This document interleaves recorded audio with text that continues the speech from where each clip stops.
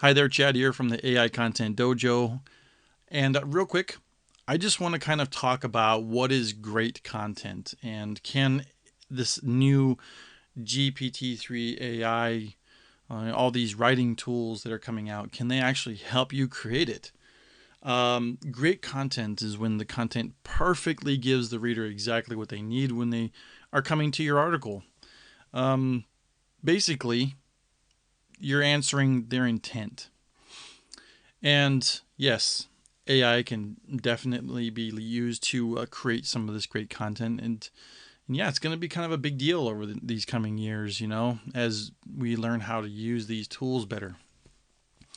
And in this guide, I just want to kind of cover what it means to be creating something that's considered great content and how you might use AI to make that possible and maybe make it possible faster. So, to understand great content, first you need to understand good content because I think we all know what mediocre content is, right? So, good content is it's amazing. It's expertly written, it's very well researched, it's topic rich, and it's probably even been written with the best of intentions and it uses language and all the technical stuff is solved.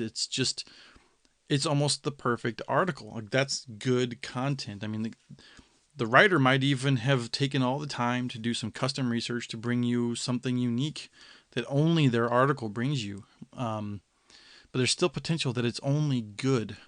It sounds amazing. So why can you think of why that maybe it doesn't count or qualify as great content? Can you guess? I mean, it really comes down to just one thing missing, and it's right in front of your face, and you might not even know it. I guess what is great content then? Great content is good content. It's powerful, it's insightful, informative. Of course, it solves their problems. It cleverly offers products or services if that's what's necessary to answer the intent of the reader. So what separates great content from good content then? An audience. Yep. It really is that simple. I mean, great content is good content that it actually has an audience that is seeking that content. So instead of writing something that, is awesome content, but just nobody's looking for it, it's not going to be great. It's definitely not going to do something great for your website. You're not going to get much traffic out of it, no matter how well it's written.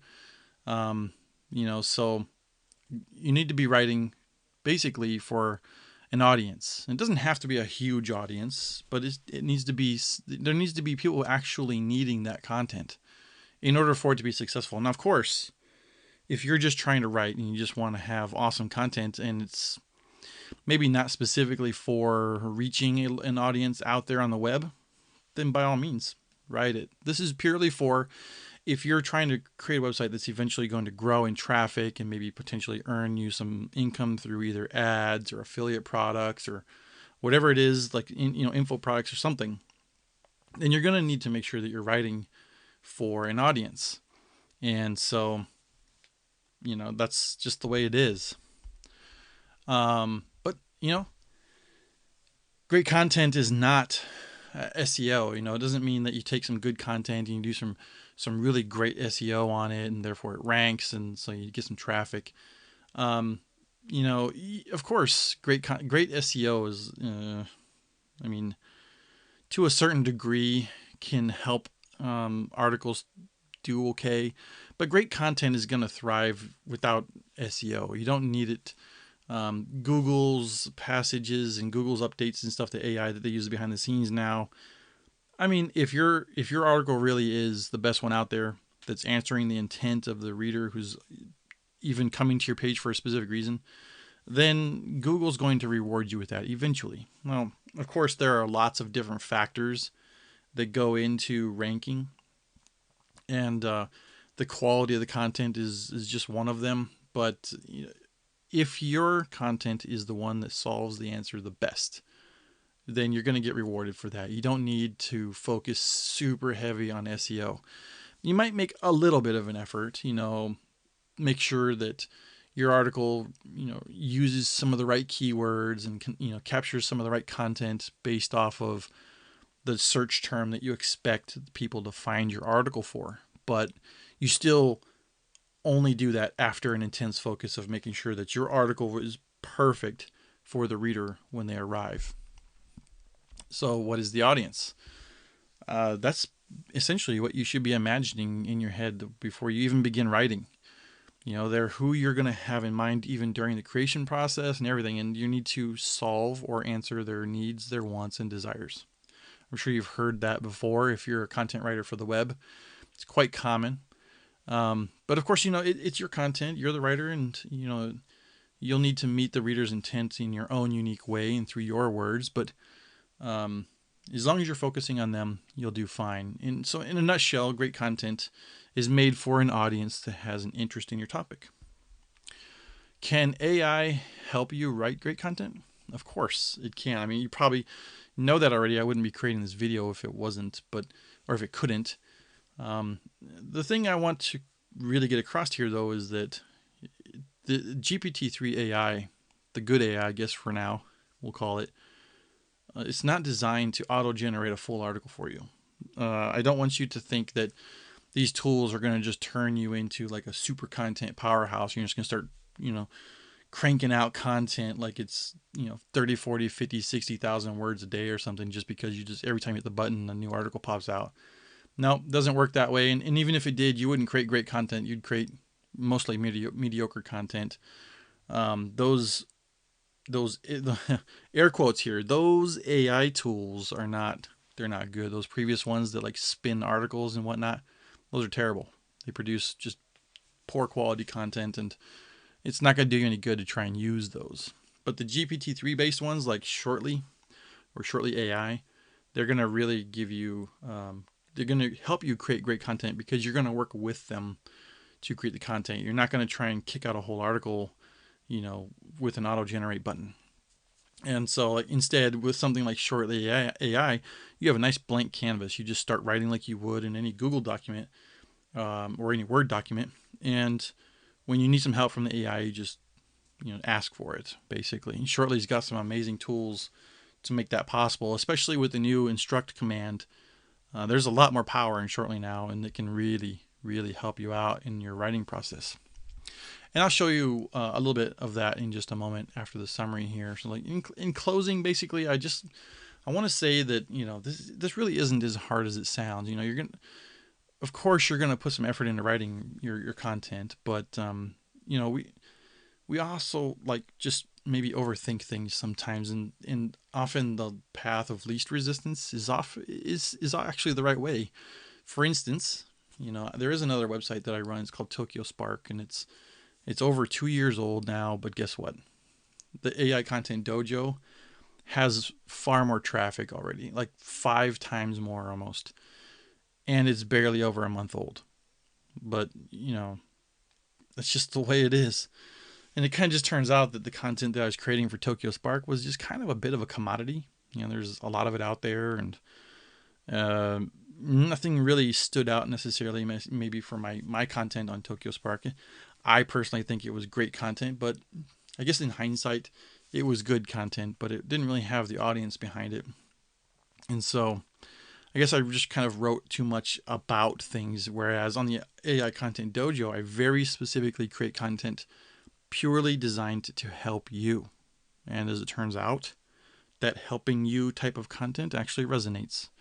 So who would have thunk it, huh? Go figure that trying to help people is the better way to go.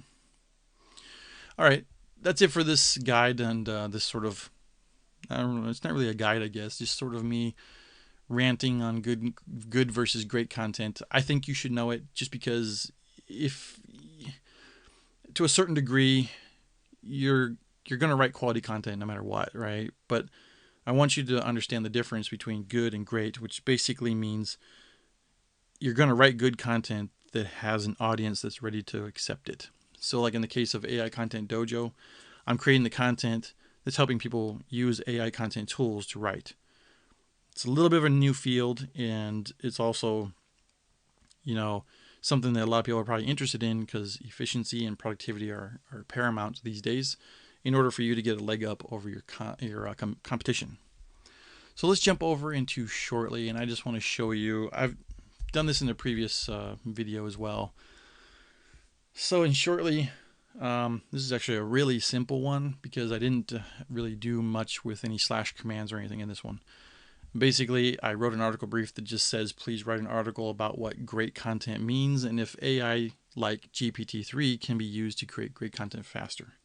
That's all I put in there, and I never changed it for the entire article. The headline is the exact same as I had on the website. It's what exactly is great content? Can AI help create it? And then I just began writing. So what I did in here is the content that I wrote just looks like regular plain text like this. And then the content that's in those double square brackets like this is what AI created. And I'm not going to go through everything in depth, but I just want to show you that this is what the dance looks like. I would write great content is when the content perfectly gives the reader exactly, and then I hit write for me. And usually what I do, I'm going to close this down. What I do is I just keep it at a little, and then every once in a while, if I want it to kick out a little bit more, I might put it in between. I never really use a lot that much, mostly because I like to write and then let it write, and I like to write, let it write, just so that I can make sure that it keeps with my tone, and I get to see it more quickly and not have to wait for it to create more content before I can edit it, and just keeps me in the flow. I already know that I plan to write some or write quite a bit of the article versus letting the AI write too much for me, I guess. But do it your way. You don't have to follow exactly what I do. I just want to let you know that if you lead the articles, if you lead the AI well, it'll help you produce the article quicker and with a better focus of your content. So the next paragraph, I wrote this line here at the beginning of it, and I got lucky.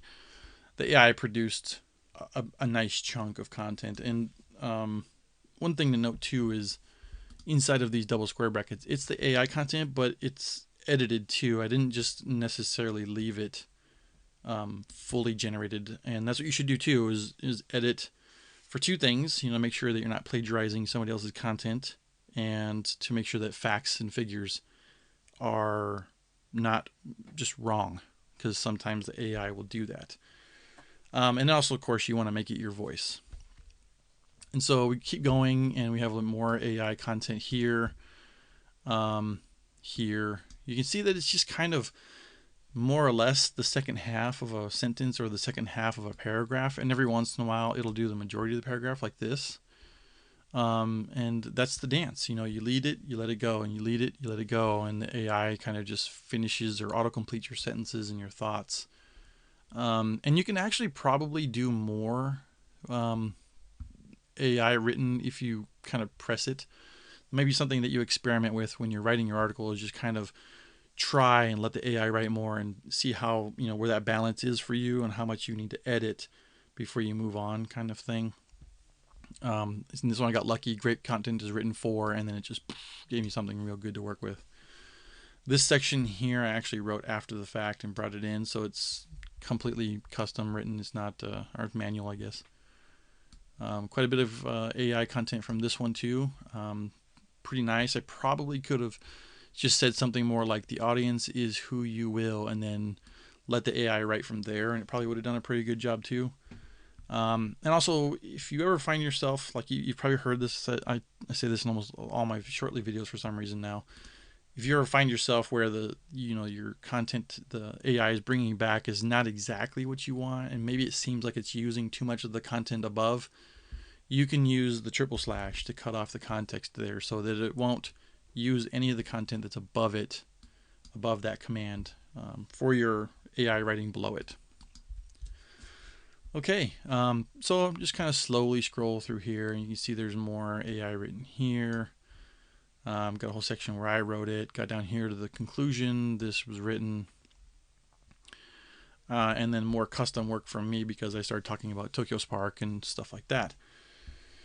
Okay, so this one was a rather light AI article. I didn't let the AI write too much. A lot of it was just kind of what I felt at the time and just wanted to get it out and help you learn what great content is versus good content, and that if you do this dance during the creation of your articles, that you can definitely use the AI to help you create it. So that's it for this guide. I hope you found it helpful. If you have any questions, just leave them in the comments below. Share, like, subscribe, all that cool stuff. Really appreciate it. Helps the channel grow and the AI Content Dojo grow. And until next time, take care.